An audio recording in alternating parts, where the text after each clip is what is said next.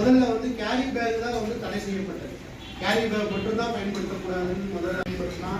அப்புறம் 80 மைக்ரானோட ஒரு பிளாஸ்டிக் பயன்படுத்தலாம் அப்படின்ட்டு. இப்போ எல்லாம் பார்த்தீங்கன்னா இந்த வரிக்கி பிஸ்கெட்டு, கேக்கு, ஸ்வீட்டு, காரம், சேவை இதெல்லாம் பார்த்தீங்கன்னா பட்டரில் வந்து தான் டைம் பண்ணால் ஒரு சில மணி நேரங்கள்லேயே பொருள் வந்து கெட்டு போயிடுது. இவங்கெல்லாம் நிறையா இதெல்லாம் இவங்க நம்ம செயலாளர்கள் இவங்கெல்லாம் வந்து பேசி அதை அப்புறம் ரிட்டர்ன் அவங்க வாபஸ் ஃபைன் போட்டதை வாபஸ் பண்ணிட்டு போனாங்க. புரிதலே இல்லாமல் இருக்குது.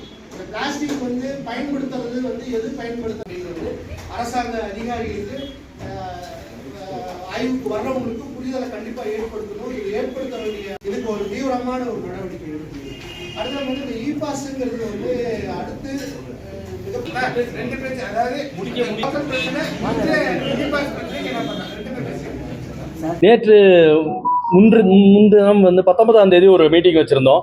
இந்த இ பாஸ் குறித்து இந்த மாதிரி ஹைகோர்ட் இந்த மாதிரி 6000 வாகனங்கள் மட்டுமே அனுமதிக்கிறதாக ஒரு தகவல் வந்திருக்கு அப்படின்ட்டு நேற்று முன்றைய தினம் உங்கள் ஒரு கூட்டம் வச்சிருந்தோம். அந்த கூட்டத்தினுடைய தொடர்ச்சியாக இன்னைக்கு வந்து எல்லா சங்கங்களையும் மறுபடியும் கூப்பிட்டு அன்னைக்கு வராத சங்கங்கள் அமைப்புகள் நீலகிரி மாவட்டம் முழுக்க இருக்கிற அமைப்புகள் அன்னைக்கு சங்க உறுப்பினர்களையும் கூப்பிட்டு இதுக்கான தீர்வு என்ன முடிவு எடுக்கலாம் அப்படின்னு சொல்லி இன்னைக்கு வந்து ஒரு ஆலோசனை கூட்டம் நடந்துச்சு. அந்த ஆலோசனை கூட்டத்தினோட முடிவாக இன்னைக்கு வந்து வருகின்ற 29ஆம் தேதி கருப்பு கொடி அணிந்து வியாபாரிகள் மற்றும் அனைத்து வியாபாரிகளோட அனைத்து வீடுகளிலும் கருப்பு கொடி அணிந்து ஆர்ப்பாட்டம் நடத்துவதாக தீர்மானிக்கப்படுகிறது. வரக்கூடிய ஏப்ரல் 2ஆம் தேதி புதன்கிழமை 24 மணி நேர கடை அடைப்பு போராட்டம் நடத்துவதென்றும் தீர்மானிக்கப்பட்டது. இந்த 24 மணி நேரம் கடை அடைப்புன்றது எல்லா பக்கமும் நீலகிரி மாவட்டம் முழுக்கும் ஒரு கடைகளும் இயங்காது. குறிப்பாக ஆவின் பூத்துகளும் கூட டீ போட மாட்டாங்க. அந்த மாதிரி நீலகிரி மாவட்டம் முழுக்க இருக்க ஒரு கடை அடைப்பு, ஒரு மாபெரும் கடை அடைப்பு போராட்டம் நடக்க போறோம். அந்த கடை அடைப்பு போராட்டத்திற்கு ஒரு நாள் அது அடையாள கடை அடைப்பு போராட்டமாக தான் நடக்க இருக்கு. அரசினுடைய கவனத்தை ஈர்க்கும் வகையில் அடையாள கடை அடைப்பு போராட்டம்.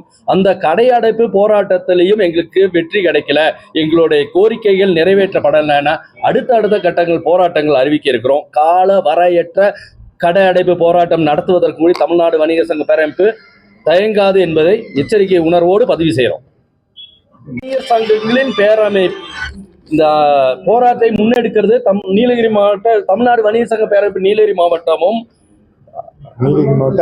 நீலகிரி மாவட்ட அனைத்து சங்கங்களின் கூட்டமைப்பும் இணைந்து நடத்தும் கடை அடைப்பு போராட்டம்.